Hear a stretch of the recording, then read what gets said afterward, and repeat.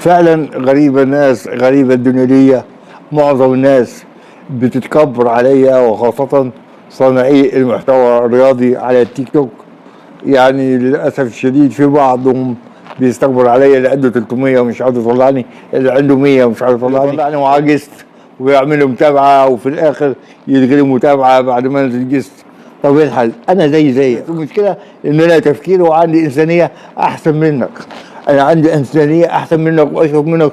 أنت طالع بتعمل ريتش، بتشتم في الناس وبتاخد ذنوب، انما انا احسن منك. مش هقول اسمك لان انت ما تستاهلش ان انا اقول اسمك، وانت اسمك صانع محتوى رياضي غير محترم على التيك توك وعلى الفيسبوك، وحاطط لي كاس العالم وراك. انا عاوز اعرف ايه الشغلانه دي. انا مش، انتوا عقدتوني، خليتوا نفسيتي في الحضيض. ربنا ينتقم منكم، ربنا ينتقم منكم. ان شاء الله هكون احسن منكم في الزمن القريب، وانا مش هقول اسمك، انا مش هقول اسمك. ان شاء الله هكون احسن منك، بامر الله هكون احسن منك.